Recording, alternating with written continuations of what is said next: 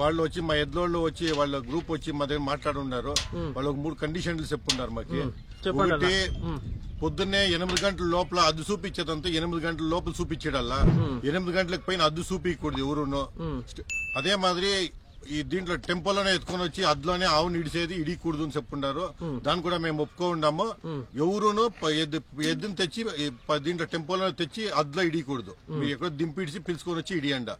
మూడోది వచ్చేసి పటాస్ లో ఈ ఫైరింగ్ ఇవంతా 3 ఏమి పెట్టకూడదు పండుగలో.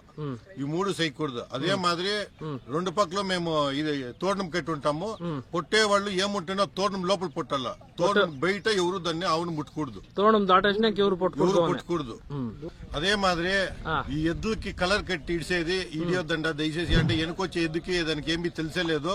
దయచేసి కలర్లు పటాసులు చేయకుండా మీ పండుగ మీరుతా వచ్చి నడిపించేది మేము కాదు నడిపిస్తా ఉండేది. మీరుతా వచ్చి నడిపిస్తా ఉండేది. మీరు వచ్చి మేము చెప్పిందంతా ఫాలో చేసి దయచేసి 8 గంటలకు పైన దూడలని అద్దు లోపల తేవద్దండ. ఏమున్నా ఎద్దు 8 గంటల లోపల మీ దూడలంతా ఏమేమి చూపించకుండా అదే మాదిరి అద్దు చూపించేదే కానీ దూడలు నిడిచేదే కానీ 8 గంటలకు పైన ఇడియకూడదు. అందరినీ దయచేసి వేడుకుంటాను. మీరు అందరూ వచ్చి 13వ తారీఖు భానువారం నాడు రెగ్నీకోట్లో వచ్చి పండుగని బాగా జోరుగా నడిపియాలని చెప్పి అందరినీ కోరుకుంటూ అందరికీ